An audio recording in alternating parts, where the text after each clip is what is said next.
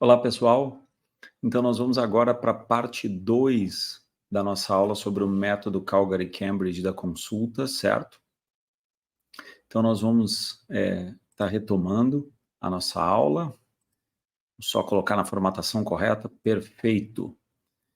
Então, conforme nós havíamos visto, né, na nossa aula anterior, né, nós chegamos agora na parte do fechamento da estrutura Calgary-Cambridge da consulta, né? E aí, então, né, a consulta no modelo, né, ou a entrevista, como eles utilizam, né, no termo, na bibliografia internacional, a entrevista de Calgary-Cambridge, ela segue todo esse roteiro, né? Então, vamos revisitar, né, aqui um pouquinho antes de dar continuidade à nossa apresentação, como que é toda a estrutura do modelo Calgary-Cambridge. Então, tem a abertura, que a gente já viu na nossa apresentação anterior, depois a exploração dos problemas. Depois vem uma parte que não necessariamente tem a ver com o método Calgary-Cambridge, mas que a gente deve sempre sinalizar ao nosso paciente que vai existir essa parte, que é a parte do exame físico. Depois a gente retoma na parte da explicação e do planejamento, onde é muito importante, né, para o paciente a gente fornecer informações sobre o que foi visto no exame físico, se nós vimos exames laboratoriais naquele momento, que a gente possa estar também passando as informações para ele, é uma parte muito desejada, muito importante para os nossos pacientes, essa parte relativa à explicação e ao planejamento. E agora nós vamos para a parte final da entrevista, que é o fechamento da consulta. Tá? Uma parte muito importante também, porque podem ocorrer alguns problemas nas nossas consultas se a gente não souber fechá-las de uma maneira adequada. E lembrando que ao longo de toda a consulta, né, toda a entrevista dentro do modelo Calgary-Cambridge, a gente vai estar estruturando a entrevista, certo? Então, a gente vai orientar o nosso paciente, vai sinalizá-lo de que existe uma direção em que essa entrevista tem que andar, até para a gente poder fazer com que o nosso paciente entenda que isso é uma consulta profissional, que a gente também tem que direcionar essa entrevista para que a gente não se perca nas informações, que não vire uma conversa de boteco, e ao mesmo tempo a gente utiliza todo esse tempo que a gente tem para construir o nosso relacionamento com o paciente, com os pacientes, certo? Então vamos para a parte mais especificamente do fechamento. Então, quais que são os objetivos que nós temos no fechamento da nossa consulta, né? Então, confirmar o plano de cuidados. Então, nesse momento, a gente revisa, checa, verifica se não tem nenhuma dúvida por parte do nosso paciente sobre o que nós vamos fazer a seguir, né? Então, no momento anterior, a gente explicou para ele o que a gente viu nos resultados dos exames e a gente explicou como que vão ser as condutas que nós vamos estar tomando, se nós vamos encaminhar ele para um especialista, se nós vamos prescrever alguma medicação, se nós vamos pedir algum exame complementar, certo? E aí é muito importante, dentro desse plano de cuidados, a gente clarificar os próximos passos para o paciente. Muitas dúvidas que eles têm, às vezes, quando que eu retorno, doutor? E se acontecer alguma coisa de diferente, se acontecer algum problema no meio do caminho, né? Então a gente explica, ó, então você vai fazer tais exames, assim que esses exames estiverem prontos, você volta. Ou o tratamento com essa medicação aqui, um antibiótico, a gente espera que ele faça efeito em até 3 dias. Antes de 3 dias não vai fazer muita diferença. Então você toma essa medicação e vê se até 3 dias cortou sua febre e você melhorou dos sintomas. Mas não deixa de tomar essas medicações até o final. Eu prescrevi por 7 dias, você toma até o final por 7 dias, mesmo que você tenha melhorado a partir do terceiro. Caso você não melhore, você retorna. Então, são todas as estratégias para que o paciente não fique com dúvidas, certo? As dúvidas podem gerar muita ansiedade, e às vezes a própria ansiedade do paciente pode ser um motivo para uma nova consulta e não necessariamente um problema em si, né? Então, uma ansiedade, uma dúvida, algo que não ficou muito claro para ele, às vezes pode ser um motivo de angústia e de problema, às vezes um problema maior do que a própria doença em si. Então, a gente estabelece um plano de contingência, certo? O que tem dentro desse plano de contingência? A gente vai se mostrar aberto para o paciente voltar caso tenha dúvidas ou dificuldades. Então, os pacientes, muitas vezes, eles têm dificuldade para conseguir uma consulta com a gente. Às vezes a nossa agenda está por uma data um pouco extensa, um pouco longa. Ele, às vezes, teve que entrar numa fila de acolhimento, passar por uma triagem por uma enfermeira. Então, ele tem, muitas vezes, a perspectiva de que não é muito fácil conseguir a consulta com a gente e que, se ele tiver algum problema, ele vai estar em dificuldades, vai estar em apuros e não vai ter com quem recorrer. Então, a gente pode deixar aberto para os pacientes a possibilidade de ele retornar, mesmo sem ter um agendamento, certo? Eu tenho o costume de fazer isso, o Jales também tem o costume de fazer isso. A gente, eu acho muito interessante a gente falar com as mães das crianças, eventualmente, quando a gente atende um caso de uma IVAS que é viral, que não tem nenhum componente que a priori pareça ser bacteriano, a gente dizer, ó, não vemos necessidade de tomar um antibiótico agora. Então, por enquanto, vamos passar sintomático, remedinho para dor e para febre, e vamos acompanhar. Se por acaso o nenê não melhorar, se a febre continuar persistindo, ou se ela ficar mais alta, ou se o nenê piorar o estado geral, você pode voltar que a gente olha o nenê aqui de novo. Então, usualmente, certo? Quando a gente fala isso, os alunos, os residentes, os colegas médicos dizem assim, você é louco, cara, você vai falar isso aí, as mulheres vão voltar sempre, vai dar problema. Normalmente, gente, as pessoas têm mais o que fazer do que vir consultar, né? A gente sabe que tem aqueles pacientes que na falta de um filme melhor na sessão da tarde ou qualquer outra coisa para fazer, eles vão vir consultar com a gente na unidade de saúde. Mas muitas vezes essas mães têm que prover alimentação para os seus filhos, levar eles na escola, fazer isso, fazer aquilo, resolver compromissos, muitas trabalham. Então, elas vão voltar e vão trazer a criança se realmente ela não melhorar. Se ela melhorar, ela vai seguir a conduta e ela pode, né, manter só aqueles cuidados sem a necessidade da gente ter que entrar com antibiótico a priori. Mas a gente só deixar essa possibilidade dela voltar sem ter que ter necessidade de agendamento, só conversando com a nossa enfermeira ou com algum contato lá da recepção e deixar orientado que ela pode realmente voltar no caso de não ter resolvido, já é algo que dá mais tranquilidade, é um plano de contingência, certo?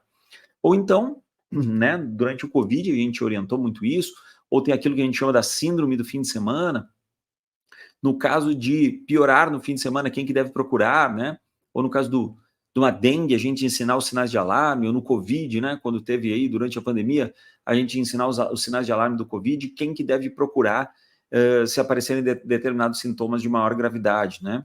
Uma outra coisa que às vezes a gente estabelece como um caso, né, típico do fim de semana é a própria prescrição do antibiótico, se, né, para uma mãe bem orientada, uma mãe, né, ou pais de uma criança bem orientada, de só entrar com antibiótico se precisar. Se a criança piorar ao longo do fim de semana e não tiver como ela conseguir uma consulta, a gente deixar a receitinha do antibiótico, mas a mãe só realmente introduzir se precisar, tá?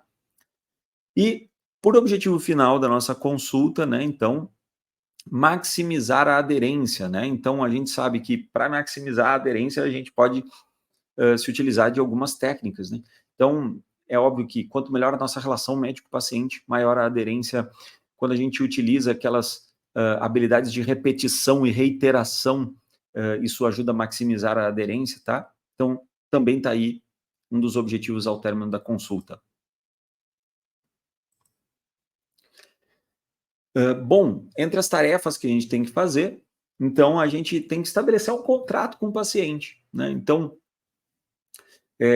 a gente deixa bem claro que a gente vai ajudá-lo no que for necessário, que a gente vai ajudá-lo a percorrer essa caminhada, que é a caminhada do enfrentamento do problema de saúde que ele está tendo, mas a gente também, nesse contrato, estabelece que, puxa, que ele tome as medicações conforme orientado, que ele faça os exames que a gente pediu, que ele retorne assim que os resultados dos exames estiverem prontos, que ele siga as orientações com relação aos sinais de alarme, certo? Então, existe um contrato do paciente, onde, obviamente, a gente vai cuidá-lo, a gente vai ajudá-lo naquilo que estiver dentro do nosso alcance, naquilo que for necessário, mas que ele também tem, terminada essa consulta, que cumprir com determinadas situações que são colocadas para ele no ambiente domiciliar dele, né? Nos momentos extra-consulta, né?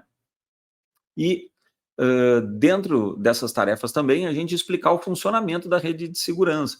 Então, dar essa explicação de como é que ele vai retornar no caso de a medicação não ter dado certo para o bebê, como que ele retorna na nossa unidade de saúde, quem que ele procura, né? Então, eventualmente a gente já tem um contato disso que vai estar fazendo o acolhimento do dia, ou então explicar, por exemplo, né, no caso da dengue, se o seu município tem um dengário que ele fica funcionando em determinados períodos, ou se existe um local que é um pronto atendimento que é referência para aquele problema, explicar, né, como que vai ser feito esse plano de contingência para auxiliá-lo. E a prevenção de surgimento de novos problemas, isso também é muito importante, certo? Então, o uso de signpostings, lembram? Das sinalizações para orientar o paciente durante a consulta, né?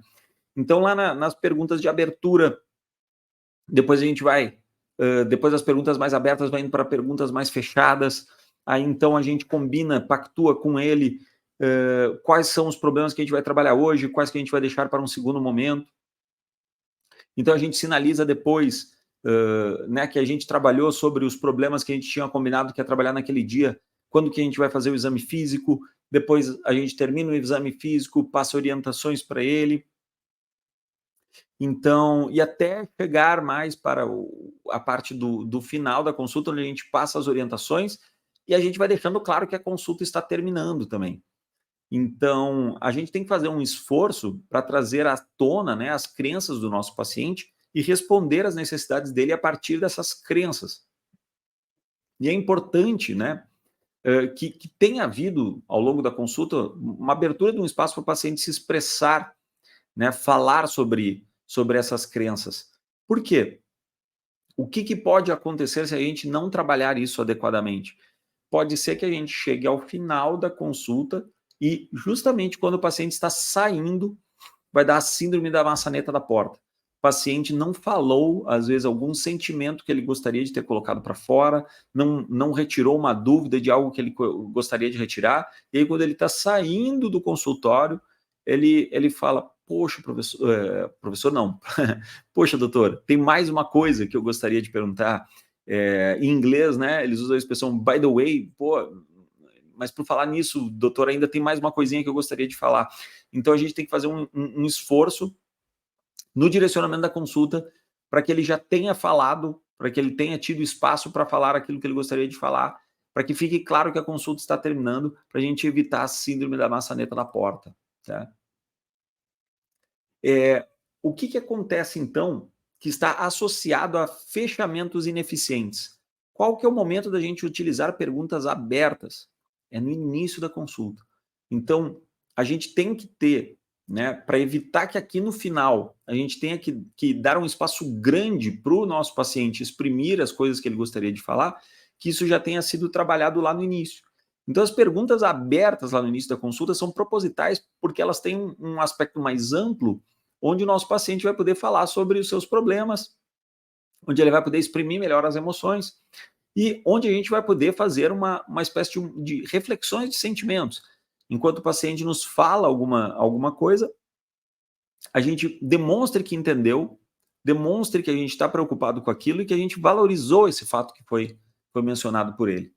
Se a gente chegar ao final da consulta, certo? E abrir uma nova pergunta aberta, é bastante provável que o paciente traga alguma coisa nova que não foi trabalhada e aí a consulta não termine ali, certo? E aí vira um fechamento ineficiente. Ou então a gente está pressionado pelo tempo, ele quer falar mais alguma coisa e a gente vai ter que terminar ali no meio, certo? Outro problema é que ao final da consulta a gente comece a demonstrar emoções, certo? Que tipo, deem abertura naquele momento para que o paciente comece a soltar a língua tudo de novo. Então, a gente tem que demonstrar que se importa com ele, mas isso são nos momentos anteriores, isso tem que ser explorado em momentos anteriores.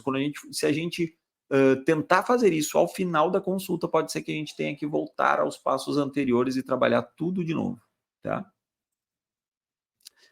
Então, das habilidades que a gente precisa no fechamento da consulta, a sumarização final, onde a gente vai falar, então, a hipótese diagnóstica é essa, nós vamos estar trabalhando com, vamos fazer tais exames, vamos tomar tais medicações, eu vou pedir para o senhor retornar depois que tiver feito isso, ficou claro? Então, a gente sempre utiliza, né, dentro dessa sumarização, de uma habilidade de reforçar ou checar com o paciente de que ele entendeu tudo, tá? E checando a compreensão final do paciente, a gente pode finalmente fechar a nossa consulta, ele vai sair, vai abrir a maçaneta da porta e vai estar satisfeito, ele não vai precisar retornar para trazer algum dado a mais que ficou faltando, certo? E então aí a gente fecha a consulta tendo cumprido todas as etapas do método Calgary-Cambridge da consulta, certo? Mas então, por que a gente traz na aula de hoje esse aspecto só do fechamento e por que a gente não trabalhou com as outras partes, tá?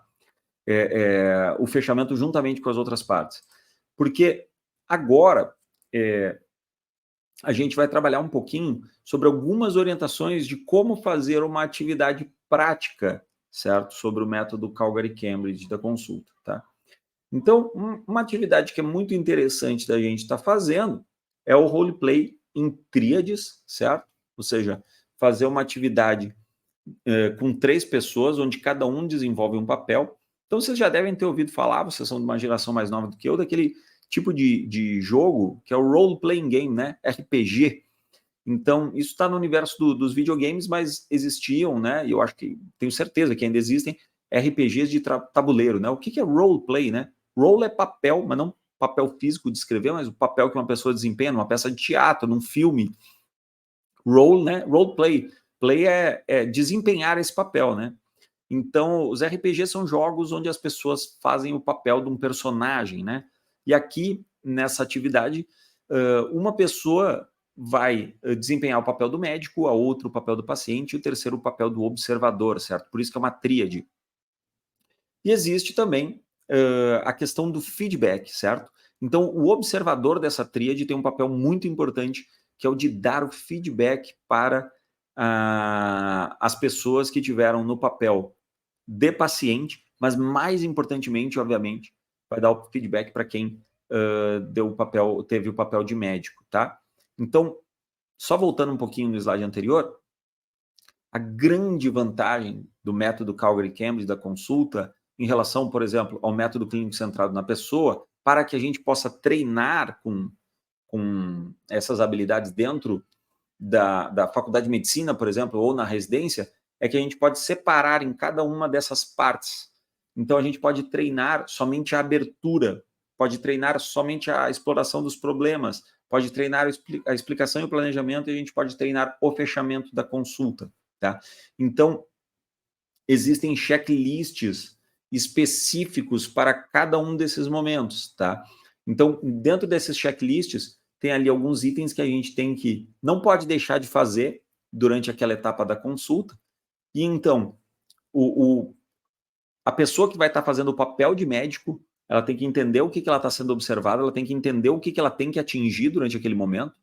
O observador também vai ter que olhar o checklist para saber o que ele tem que pontuar. E a pessoa que vai fazer o papel do paciente, ela pode também estar ciente sobre isso, mas ela tem um outro papel a desempenhar. Ela vai tentar fazer o mais realista possível as ações do que um paciente real faria dentro de uma consulta, certo?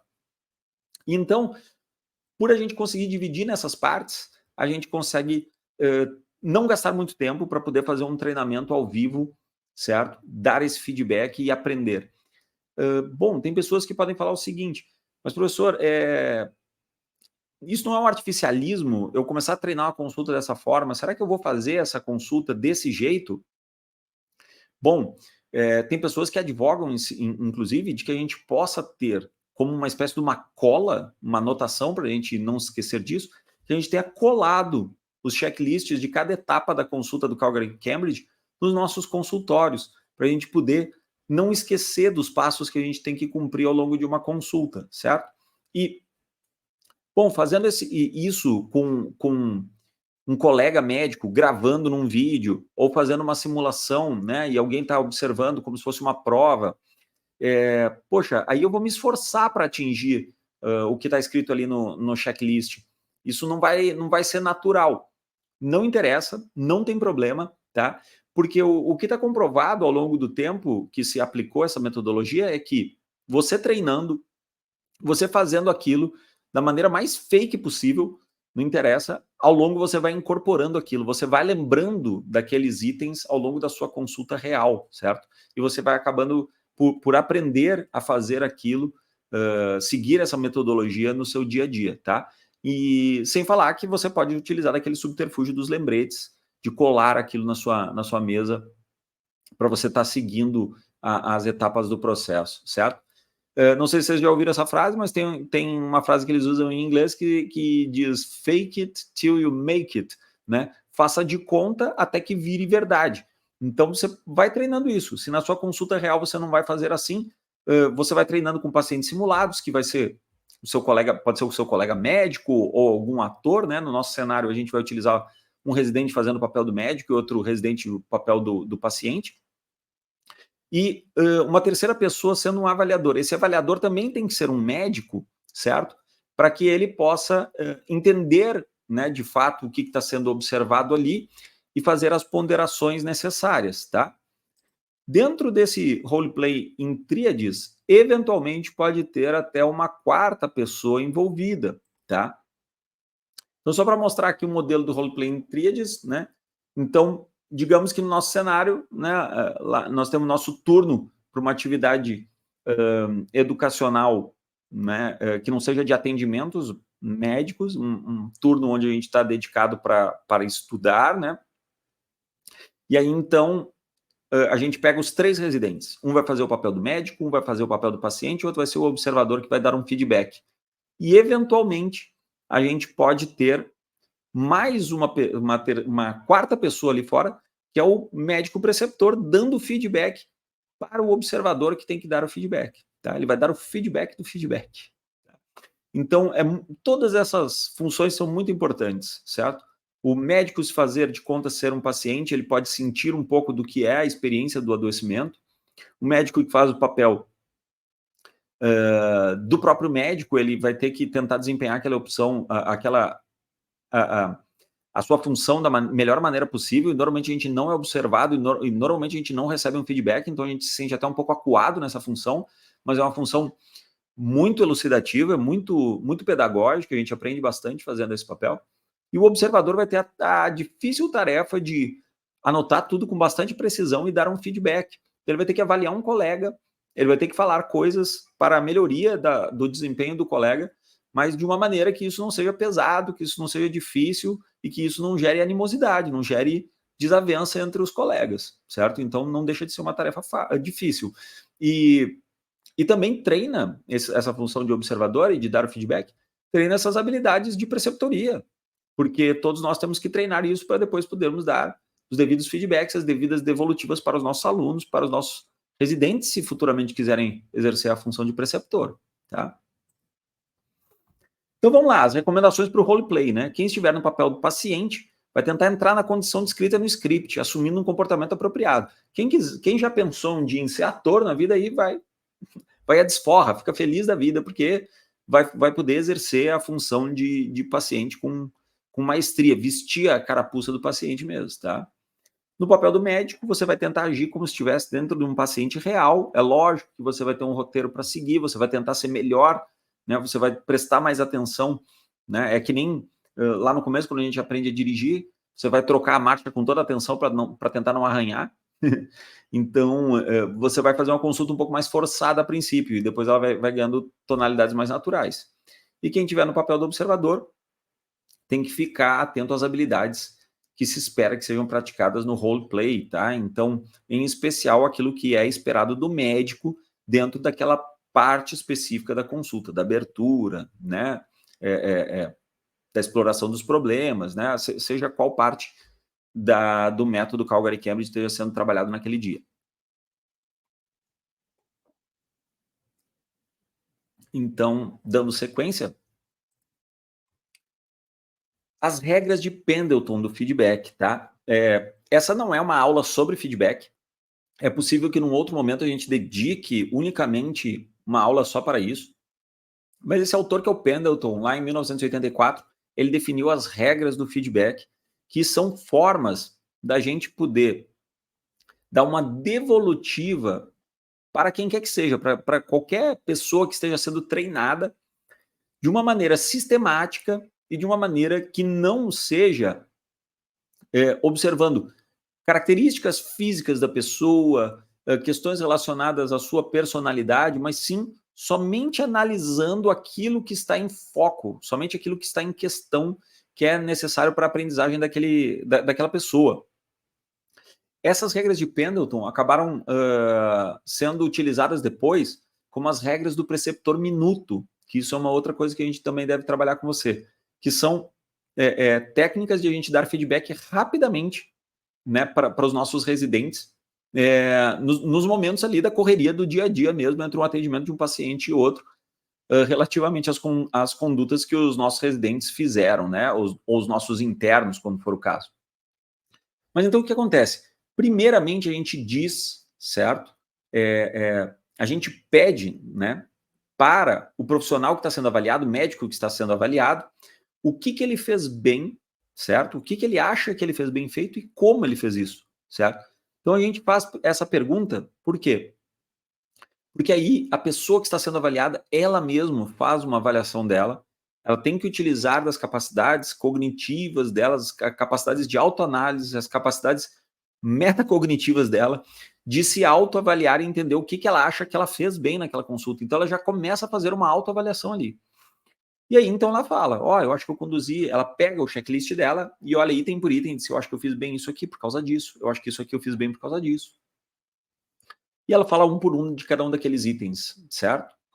Depois disso, o avaliador, tá? Então, assim, em alguns momentos pode existir um grupo que dá o feedback, em alguns momentos pode ser apenas o avaliador, o facilitador. Então, aqui no caso específico, o facilitador vai comentar o que foi bem feito e como. Então, ele começa, ele pode concordar, inclusive, com aquilo que o médico que está sendo avaliado falou. Né? Então, concordo com você com relação a esse item, acho que você fez muito bem isso por causa disso. Esse outro item aqui você foi bem também.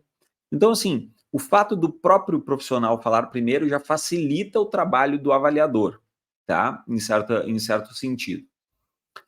Então, num segundo momento, depois que o profissional já falou que ele acha que ele foi bem e o facilitador, o avaliador já falou que ele fez bem, então ele pergunta, o facilitador, né, o avaliador pergunta para o profissional o que acha que ele poderia ter feito de diferente. Olha que interessante o uso da palavra diferente, não o que poderia ter sido feito melhor ou o que você acha que fez errado, tá? Então a gente não utiliza uma conotação aqui de julgamento. A gente não está julgando a pessoa que está sendo avaliada. Na verdade, quando a gente está dando feedback, a gente está dando um presente para ele, a gente está dando uma oportunidade dele melhorar. Então a gente não está dando uma avaliação aqui no sentido de julgá-lo, de menosprezá-lo, de diminuí-lo, né? Ainda que muitas vezes entre colegas possa ter muito dessa vontade entre um e outro. Então aqui é uma técnica educada, uma técnica onde a gente vai utilizar essa informação para o crescimento do nosso colega. Então a gente vai falar o que a gente acha que ele poderia, a gente vai pedir para ele falar o que acha que ele poderia ter feito de uma maneira diferente, como que ele poderia ter feito isso diferente. E então, ao final, a gente fala para ele o que acha que ele poderia ter feito de uma forma diferente e como. Então isso tira um peso do avaliador da gente ter que dar uma notícia ruim. A gente evita ao máximo necessário de a gente ter que comentar aquilo para a pessoa que está sendo avaliada. A gente dá uma oportunidade de que ela, através da sua própria autoavaliação, possa chegar a essa conclusão. Eventualmente, ela não vai conseguir chegar a isso por vias próprias. E a gente é que vai ter que apontar para ela, tá? Esse é um momento difícil, mas que é um momento que a gente tem que dar esse feedback. Ó, eu acho que naquele dado momento aqui, você poderia ter feito isso de uma outra forma, quem sabe, né, a gente utiliza essa tonalidade tentativa, talvez, quem sabe, na minha experiência, eu teria feito de tal forma. Então, a gente nunca é prescritivo, dizendo assim, você devia ter feito assim, você errou, entendeu?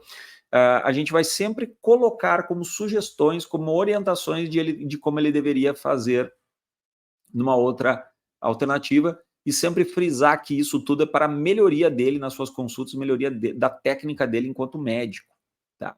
Então, muito importante essa parte do feedback. Feedback é uma arte, certo?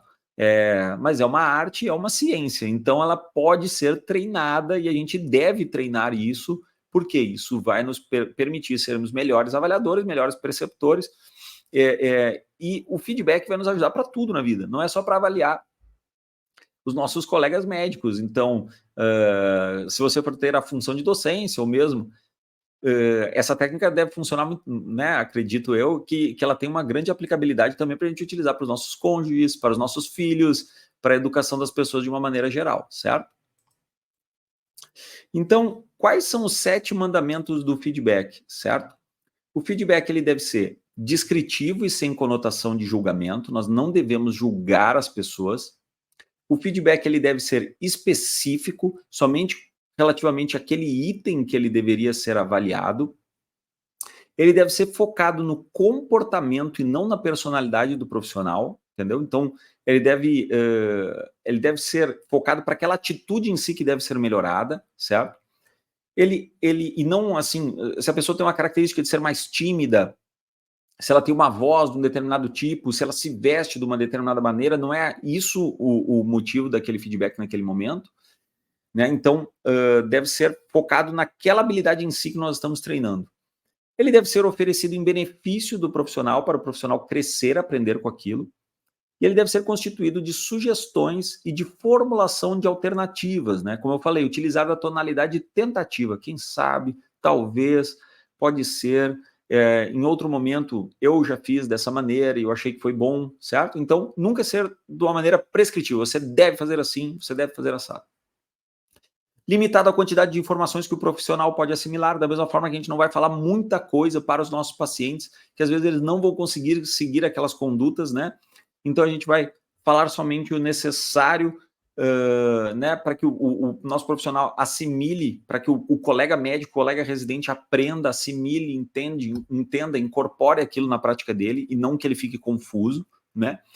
E justamente restrito ao que pode ser modificado, né? Como eu falei, características físicas, às vezes forma que aquele nosso colega gosta de se vestir, a forma como ele fala, se ele tem uma voz mais anasalada, um jeito ou outro. Então a gente deve se restringir àquilo que pode ser modificado e pode dar um resultado melhor para a consulta do nosso colega, tá?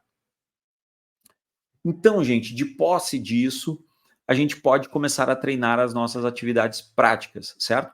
Então, se esse momento, essa aula é uma aula coringa, que ela fica gravada, pois na eventualidade de a gente não conseguir fazer essa aula de uma maneira prática mesmo, ela está aqui gravada com o conteúdo e com as orientações, mas o ideal é que, num dado momento, certo, que essa aula pudesse ser dada de uma maneira, né, ao vivo, digamos assim, e que ao término da aula a gente pudesse fazer essa atividade em prática do roleplay em tríades, certo? Onde a gente separaria, né, os scripts do médico, os scripts do paciente, certo? E explicaria, né, revisaria as regras do feedback do Pendleton para o observador dar esse feedback.